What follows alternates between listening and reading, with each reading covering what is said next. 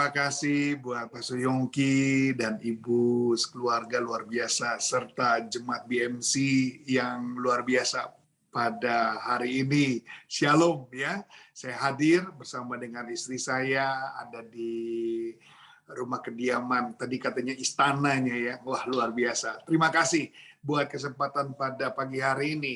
Langsung saja saya akan mulai menyampaikan bagaimana Tuhan mau berbicara banyak buat kita tentang sebuah kejujuran. Nah, kalau kita melihat dari sebuah kejujuran, itu adalah satu modal penting sebagai orang-orang yang percaya. Karena justru dari kita lah akan keluar sesuatu saksi-saksi hidup yang bisa menceritakan. Terpikirkah kita kalau kita tidak menyampaikan apa yang menjadi pesan Tuhan bagi keluarga kita, berarti kita sudah meninggalkan beberapa bagian orang-orang percaya yang nantinya mengiring Tuhan.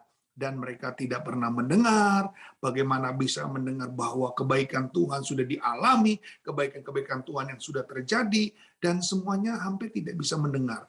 Tetapi ketika kita hari ini menjadi orang-orang benar di hadapan Tuhan, kita percaya kebenaran firman Allah akan selalu tersampaikan buat kita. Mari kita buka saja langsung dalam layar kita hari ini, yaitu cerita tentang honesty, atau tema kita tentang kejujuran. Nah, klik silakan dalam 2 Korintus 4 ayat kedua dikatakan demikian. Tetapi kami menolak segala perbuatan tersembunyi yang memalukan.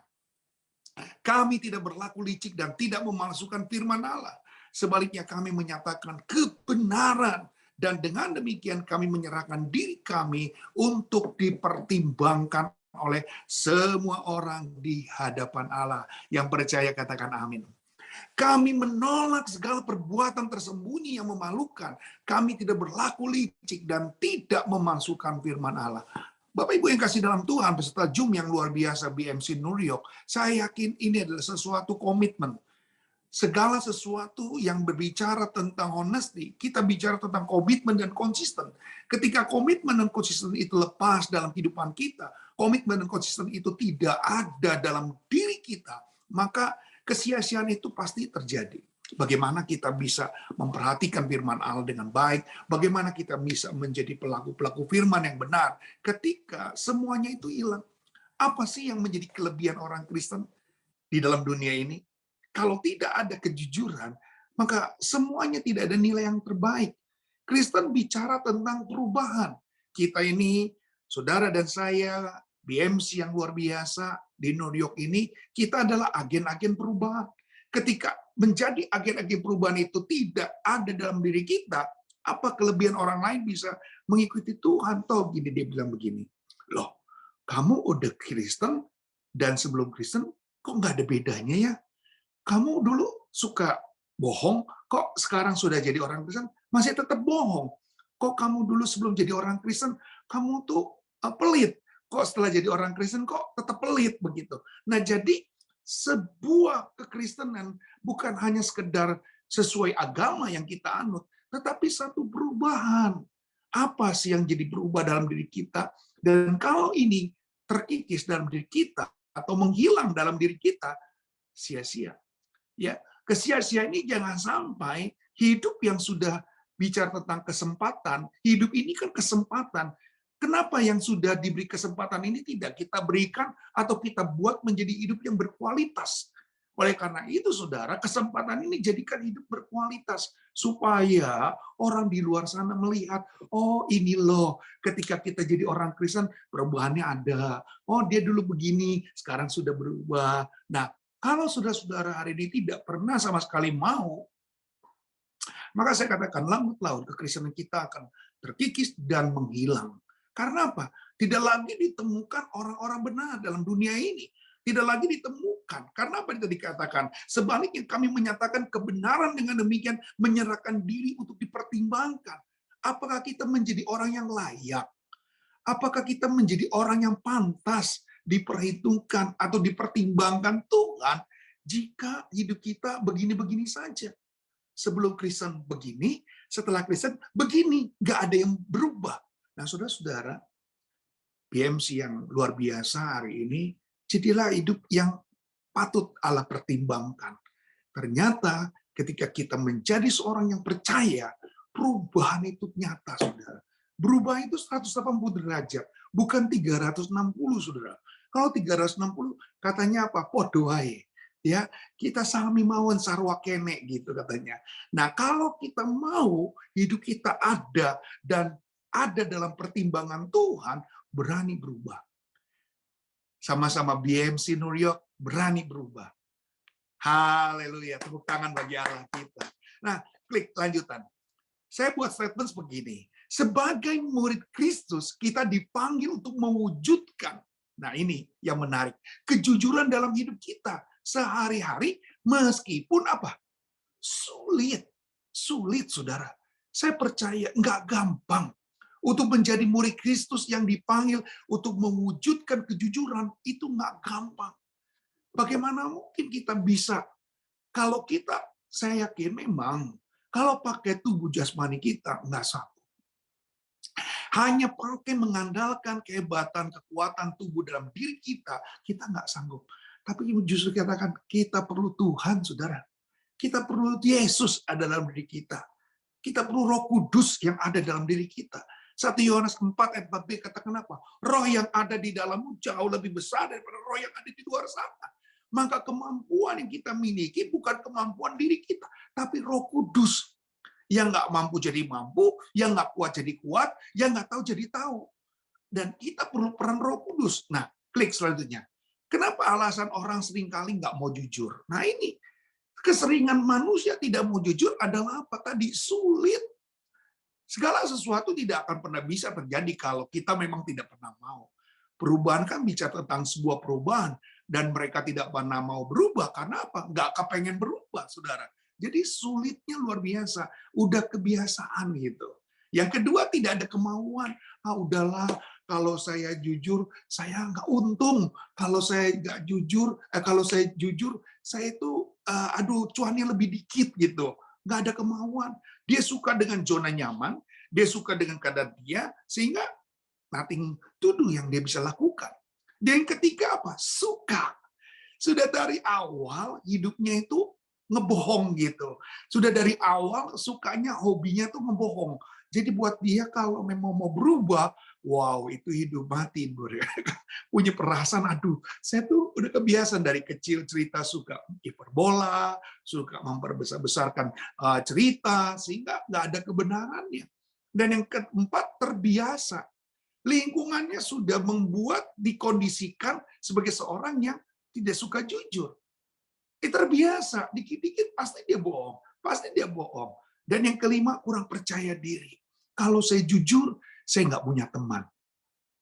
Kalau saya jujur, nanti orang pandang saya sebelah mata. Kalau saya jujur, saya pasti dikucilkan. Saya semuanya, mendingan saya bohong aja. Jadi dunia penuh kehidupannya dengan dunia. Jadi waktu dia mau berjumpa dengan Tuhan, dia bilang, aduh Tuhan, kenapa saya kok nggak bisa hidup benar? Kenapa kok saya merasa tanah menjadi tembaga dan langit menjadi besi? Karena apa? Karena tadi, doa-doa kita tidak menjadi manjur, doa-doa kita tidak menjadi berkuasa, karena apa? Hidupnya penuh. Ya. Keenam, katakan apa? Kalau orang nggak jujur itu karena ingin selalu diperhatikan. Jadi kalau ada sesuatu yang lebih, orang pada suka. Nah, ini yang hebatnya. Jadi itu akan melingkupi kehidupan dia, pola pikir dia, sehingga kesulitan tidak jujur itu terjadi. Yang ketujuh, komunitas. Jadi kumpulannya, siapa bergaul dengan orang bijak, menjadi bijak. Siapa yang bergaul dengan orang bebal, dia menjadi malang. Pergaulan yang buruk merusak kebiasaan yang baik. Jadi komunitasnya itu udah terkunci dengan orang yang suka ya ngapuse gitu, ngebohong gitu. Dan yang ke-8 kenapa? Karena tidak takut Tuhan. Pak, bicara tentang tidak takut Tuhan, istri saya ini punya kisah yang luar biasa. Kenapa? Dia awalnya adalah seorang direktur keuangan yang terbiasa untuk mengatur seluruh keuangan. Ya, dia ngerti tentang ini, tentang itu, sehingga satu saat ada satu ujian yang dia harus alami. Dan rasanya kalau saya cerita sendiri nggak enak ya. Saya akan undang Ibu Uni untuk kesaksian, kasih kisah bagaimana dia mengalami untuk dia berhenti bekerja, ya dia berhenti bekerja karena sesuatu yang dia miliki adalah takut Tuhan. Dia kalau nggak takut Tuhan, kami sudah gajinya sudah 2 digit, kemudian dapat mobil Fortuner, dapat supir, rasanya itu untuk dikembalikan jadi 0, berat Pak, Bu. Orang bilang, kalau kamu jujur, nanti kamu makan batu loh. Sorry saudara, sampai hari ini nasi saya kalau ada batunya saya buang-buangin. Nah, lebih menariknya Bu Uni akan isi satu kesaksian buat saudara-saudara semuanya. Ini kalau saya ceritain nggak enak ya. Betul Pak Yongki? Betul, boleh ya Pak Yongki? Oh boleh. Oke, silakan. Bu Uni, silakan. Kesaksian 5 menit.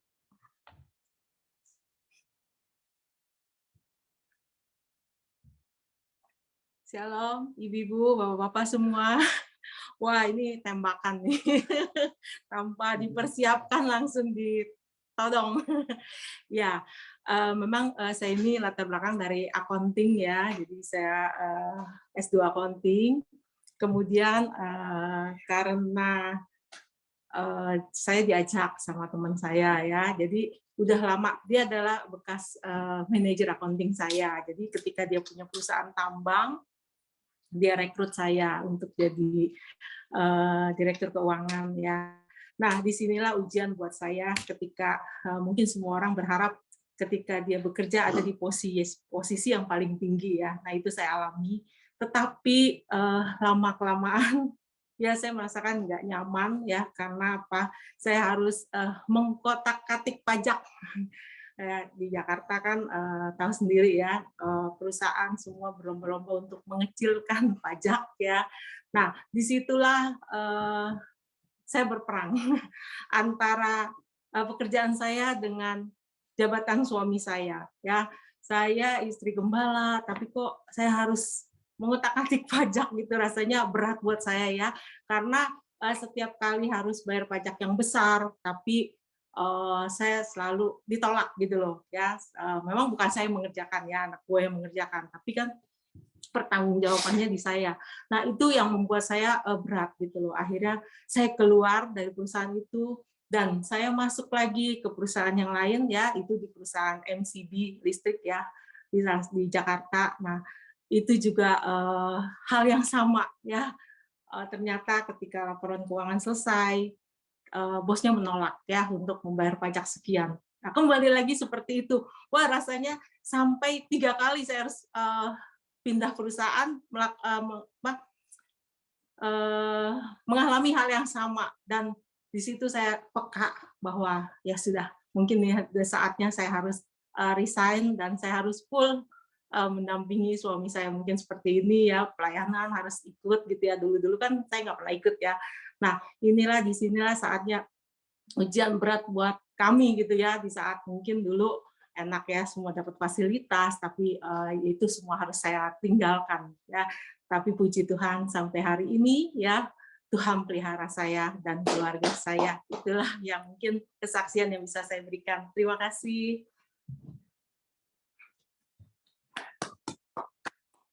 Jadi kalau saudara memperhatikan, memang harus ada prakteknya. Kalau kita cuma bicara, oh Tuhan baik, Tuhan menolong kami, tetapi satu nyata yang saudara bisa alami.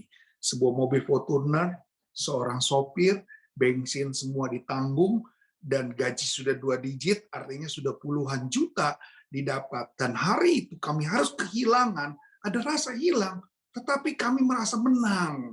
Gitu. Karena kalau kami tidak mengalami kesaksian hidup yang benar, kami nggak bisa berbicara tentang honesty. Bagaimana saya bisa bicara tentang kejujuran? Saya sendiri tidak menjadi pelaku kejujuran. Bagaimana kita bisa menjadi agen perubahan kalau kita sendiri nggak mau berubah?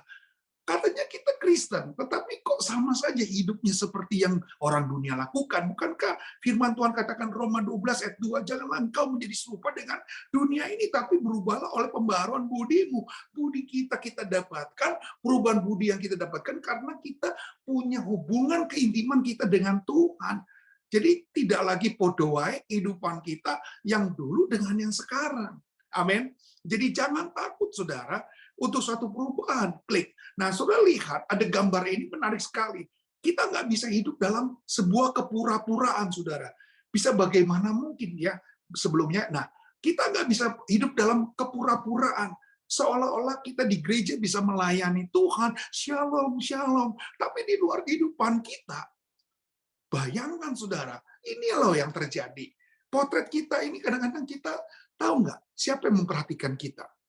Ayub pasal 1 kalau sudah perhatikan, ketika Tuhan tanya, dari mana sajakah engkau? Iblis bilang, jawab apa? Habis mengelilingi bumi dan menjelajah bumi. Ternyata, Pak, Bu, tahu nggak? Iblis tuh tahu loh kehidupan kita yang kita lakukan.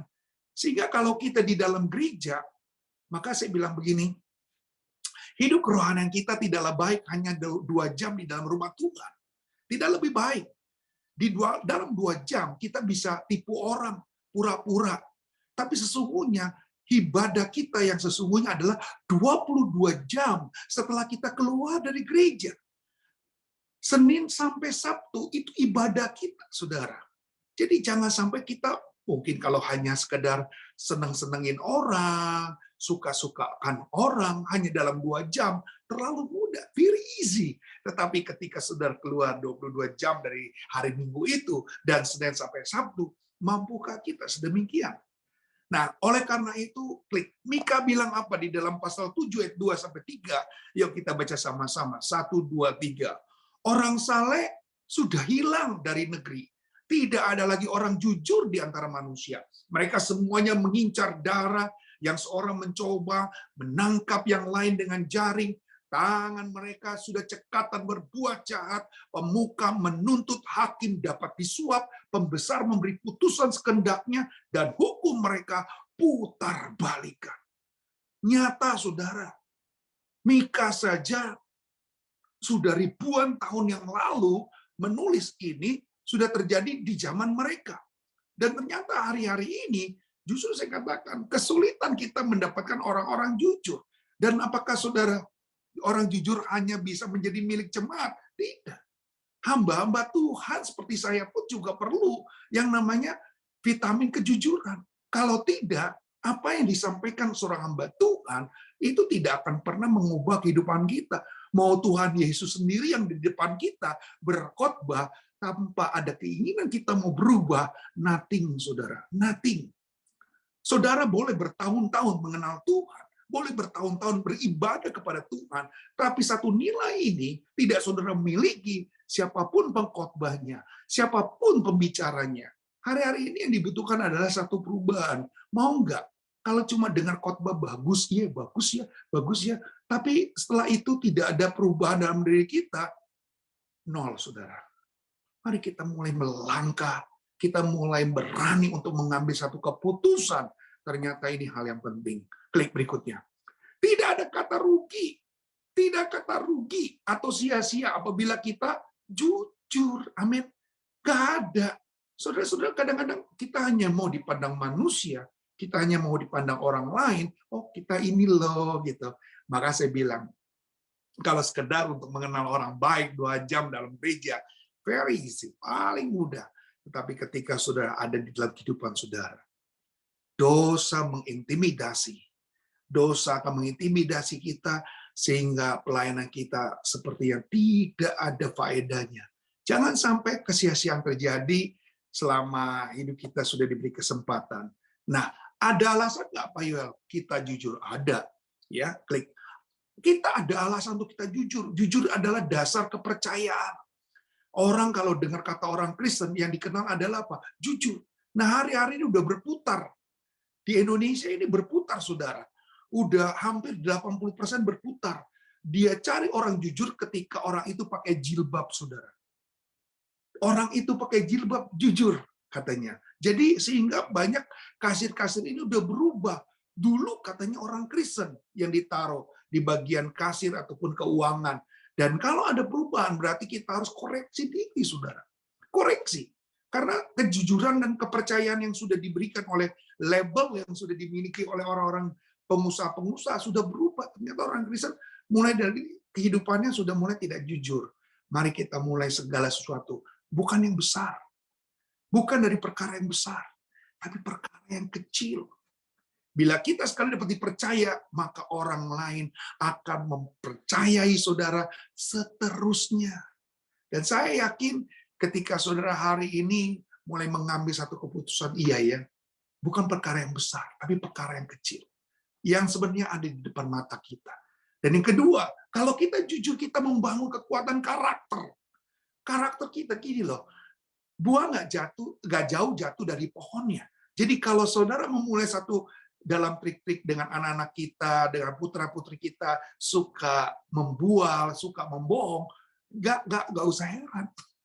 Kalau anak-anak kita akan seperti saudara loh. Hati-hati. Ya. Dan yang ketiga, katakan kita diberkati dengan kedamaian dan pikiran kita, kehormatan kita. Apa kita nggak malu kalau kita dikenal dengan sebagai seorang yang suka ngebohong, kita nggak punya kejujuran? Apakah kita nggak merasa bahwa kita khawatir kalau kita nantinya sudah dicap, di label, wah ini mah tukang bohong gitu. Ya saya yakin saudara, pikiran kita juga harus tenang. Supaya apa sih? Supaya keimanan kita, doa kita tidak terhalang, saudara.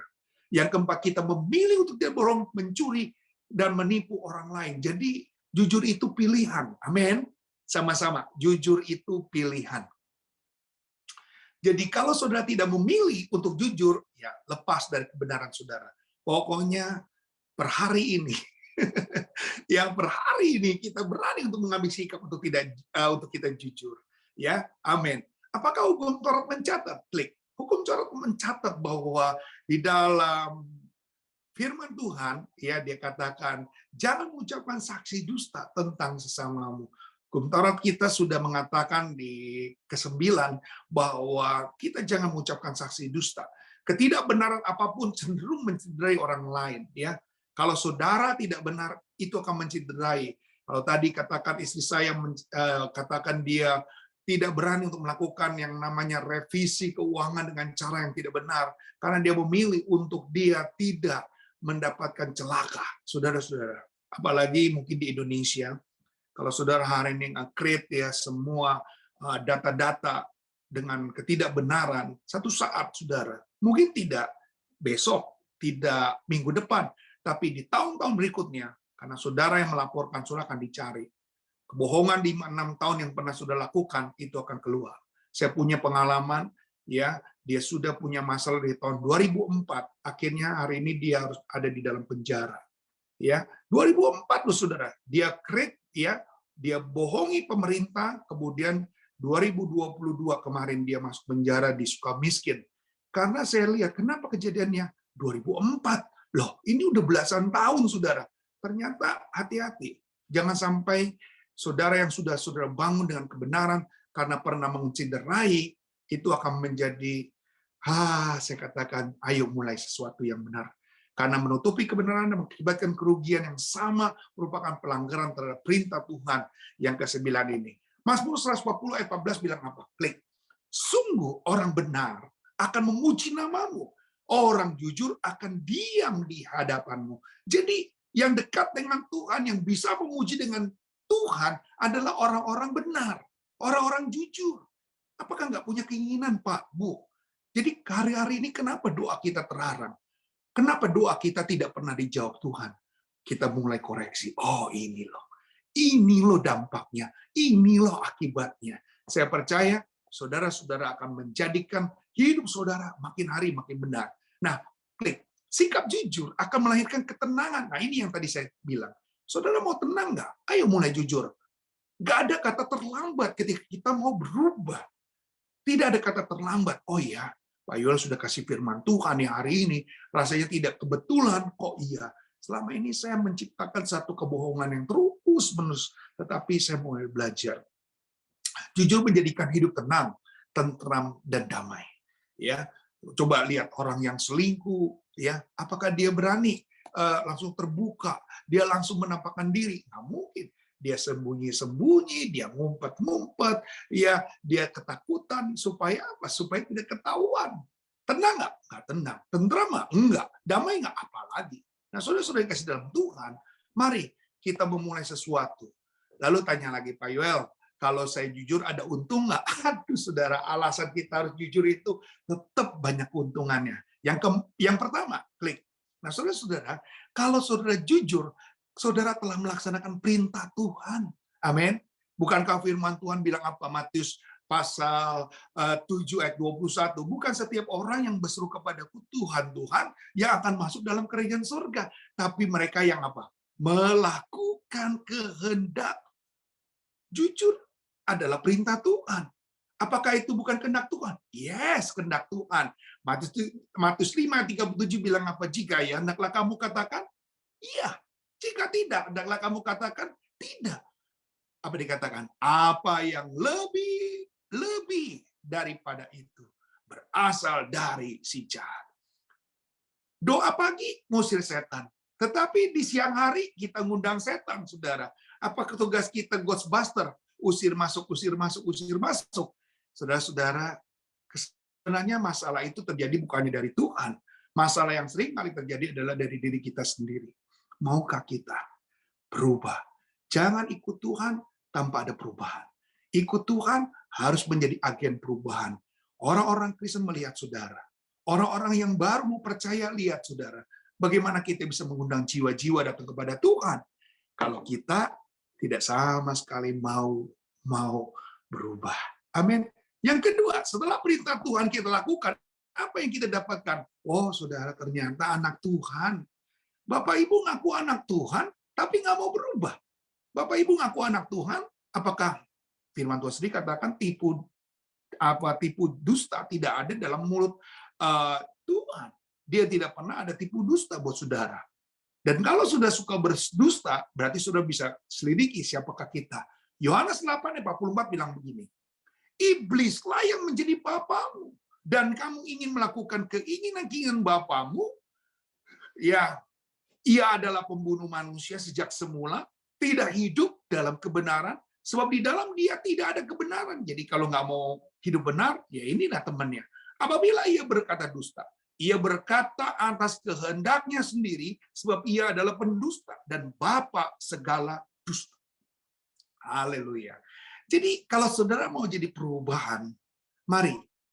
Saudara nggak mau dong dibilang anak iblis, mau nggak kita sudah ikut Tuhan, rajin ke gereja, ibadah, lalu kita dikatakan kamu anak setan. Wah, kamu anak iblis, bapakmu iblis. Saudara-saudara pasti nggak akan pernah punya keinginan atau kemauan yang sedemikian. Saudara, akui apa yang kita lakukan. Gini loh, memuliakan Tuhan bukan nyanyi kenceng-kenceng, memuliakan Tuhan bukan tepuk tangan terus setiap hari waktu memuji Tuhan. Memuliakan Tuhan bukan hanya sekedar nyanyi lagu fellowship yang enak didengar, bukan. Memuliakan Tuhan adalah menghadirkan Kristus di dalam kehidupan kita lewat karakter, pikiran, perbuatan, dan perkataan. Amin. Itu memuliakan Tuhan. Jadi yang memuliakan Tuhan bukan hanya di gereja nyanyi, tepuk tangan, nari-nari toh, tetapi menghadirkan Yesus dalam diri kita lewat karakter, perkataan, perbuatan, dan tingkah laku. Inilah yang menjadi momentum kita. Pak, Bu, kalau saudara menjadi orang-orang yang hidup jujur, saya boleh katakan itu adalah blessing, anugerah. Anugerah, saudara. Orang bisa jujur itu anugerah. Orang bisa nggak pernah ngebohong itu anugerah. Bu Uni, tadi istri saya, dia bisa meninggalkan pekerjaannya dengan kemewahan. Oh, boleh saya kasih tahu, saudara. Mobil saya itu yang dimiliki oleh Bu Uni itu tinggal 1,5 tahun lagi kerja akan menjadi milik saya. Jadi karena Bu Uni berhenti, mobil itu dikembalikan, saudara. Padahal Bu Uni sudah bilang, boleh nggak diperhitungkan? Kan saya kerja sudah cukup lama, mobil itu saya bayarin saja. Nggak dikasih, saudara. Karena tinggal 1,5 tahun. Mungkin kalau kita bilang, Tuhan nggak apa-apa ya bohong aja 1,5 tahun. Tapi disitulah ujian, saudara. Ujian itu luar biasa. Ya, hidup ini memang ujian, banyak ujian. Yang banyak cucian namanya laundry, saudara. Amin. Banyak ujian itu hidup. Banyak cucian namanya laundry. Haleluya. Amsal 2 bilang apa? Ayat yang ke-6 saya bilang, karena Tuhanlah yang memberikan hikmat dan mulut datang dari pengetahuan dan kepandaian. Ia menyediakan pertolongan. Dia menyediakan pertolongan bagi orang jujur, akan menjadi perisai bagi orang yang tidak bercela lakunya, sambil menjaga jalan keadilan dan memelihara jalan orang-orangnya yang setia. Haleluya. Bapak Ibu yang kasih dalam Tuhan, 3 hal ini yang dikatakan perintah Tuhan, dan kita adalah anak Tuhan serta anugerah, ini adalah sesuatu yang memang nggak gampang. Apalagi hidup masih di dunia ini ya saudara ya. Hidup masih di dunia ini, aduh Pak Yoel, kalau nggak bohong, nggak makan Pak Yoel, anak-anak saya nggak bisa sekolah. Saudara-saudara, jangan pernah meremehkan kuasa Tuhan dalam hidup saudara. Jangan meremehkan. Karena apa? Hidup harus tenang, ada ketentraman, ada kedamaian. Waktu kita menjumpai Tuhan, aduh rasanya nggak ada penghalang, saudara. Karena kalau saudara mulai dengan ketidakjujuran, penghalangnya banyak. Mau doa, aduh, mau bilang, Tuhan engkau baik, aduh rasanya malu banget. Iblis bilang apa? Pret. Iblis bilang apa? Pret loh. Kamu kehidupannya tidak sesuai. Nah, kita lihat yang terakhir, statement saya untuk mencegah kehidupan kita benar. Yuk baca sama-sama. Haleluya. 1, 2, 3. Kejujuran seseorang dapat dilihat dari kesesuaian hidupnya antara ucapan dan tindakan. Sikap ini tidaklah mudah dimiliki seseorang, apalagi di zaman sekarang yang miskin attitude. Terus berusaha setiap apa yang kita ucapkan menjadikan diri kita tulus, menjaga diri kita untuk tidak lagi berdusta, tidak berdusta. Tepuk tangan bagi Allah kita. Bu, mari kita sebagai agen perubahan, ya kita nggak akan pernah mau merupakan satu pribadi yang di sini beda, di sana beda, di Tuhan juga beda. Tunjukkan kualitas kita sebagai orang Kristen. Apalagi kita sudah tahunan ya hidup jadi orang Kristen. Pastinya sudah harus mau berubah. Tanpa perubahan sudah tidak akan berkenan di hadapan Allah. Dan marilah kapan berubah itu hari ini. Bukan besok, hari ini. Tundukkan kepala kita berdoa. Letakkan tangan kanan saudara di dada. Percayakan bahwa hidup hari ini saudara mau untuk mengikuti apa yang Tuhan rindukan. Bapa, kami percaya kasih-Mu yang melimpah-limpah, firman Tuhan itu mengajar. Firman Tuhan itu mendidik. Firman Tuhan itu menegur, bahkan memperbaiki kelakuan. Kami percaya ini bukan basa-basi, ini bukan omong kosong. Kalau firman mulai didengar hari ini, pastinya Tuhan punya maksud, Tuhan punya tujuan di antara pribadi kami lepas pribadi. Tuhan ajar kami sepenuhnya untuk kami bisa memahami, Tuhan tegur kami hari ini, Tuhan koreksi kami dan membuat kami tersinggung. Tapi itulah yang Tuhan inginkan supaya kami berubah. Kami tidak akan pernah terus-menerus berdiam diri dalam dasar kebohongan. Supaya Tuhan hidupkan, dirikan kami dengan honestinya Tuhan, dengan kasihnya Tuhan, supaya terpancar kasih dan anugerah Tuhan dalam hidup kami. Terpujilah Engkau ya Aba ya Bapa. Kami siap untuk mendengar, dan siap untuk mengubah hidup kami, dan siap untuk menjadi agen perubahan daripada kebenaran-Mu. Diberkati BMC, New York Tuhan, Bapak Gembala sidang kami, Bapak Yongki, kiranya Tuhan akan pakai beliau lebih heran lagi, mempunyai jemaat-jemaat yang militan bersama dengan Engkau Tuhan. Dalam nama Tuhan Yesus Kristus, kami berdoa, haleluya, haleluya, amin.